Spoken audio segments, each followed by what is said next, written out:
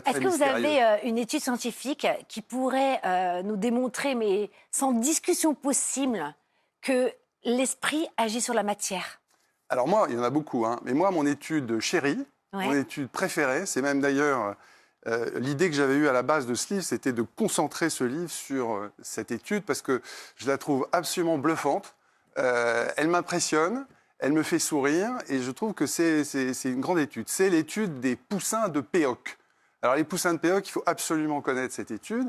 René Péoc, c'était un jeune médecin, enfin c'est toujours, il est moins jeune maintenant, c'est à la base un jeune médecin nantais qui a fait sa thèse sur l'effet de l'esprit des poussins sur un petit robot qui était un robot qui a la particularité d'avoir un petit moteur et qui lui permettait de rouler dans tous les sens. Sous le robot, il y avait une petite pointe feutre.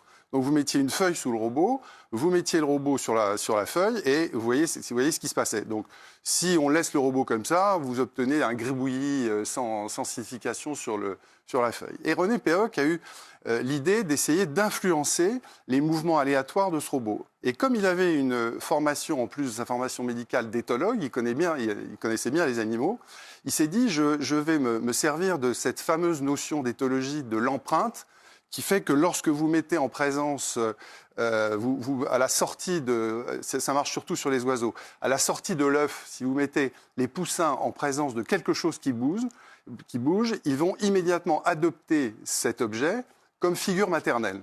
Donc René Péoc a mis son petit robot à la sortie des œufs des poussins et a laissé ces poussins suivre le petit robot comme une mère pendant 3 jours. Et au bout de 3 jours, il a séparé les poussins du petit robot. Il les a séparés. Non, mais pas complètement. C'est un conte de Noël un peu triste. Oui. Il a mis une vitre entre les poussins et le petit robot. Et il a vu ce que ça donnait. Et il s'est rendu compte, sur plus de 500 expériences, que le mouvement du petit robot ne devenait plus aléatoire et était absolument, de manière démontrée, attiré de manière significative par la cage des poussins transparente, comme si les poussins appelaient en esprit ce robot et avait la capacité par l'esprit de l'attirer vers eux.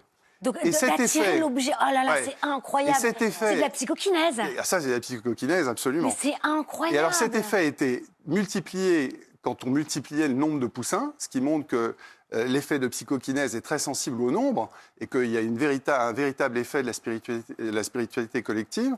Et la deuxième chose intéressante, c'est que si vous remplaciez les poussins qui attiraient le robot par des poussins qui n'avaient pas eu cette figure maternelle et qui n'avaient pas de lien affectif avec le tas de ferraille, eh bien, il ne se passait rien. Donc ça, c'est vraiment une expérience très spectaculaire. Il faut avoir des poussins. Il faut avoir des poussins, vous pouvez la faire. Surtout qu'ils ont un mental, ces poussins. Voilà. Ils ont un Donc pouvoir de dingue. si les poussins sont capables de faire ça, je pense que Nous, on est capable vous de êtes faire. entraînés.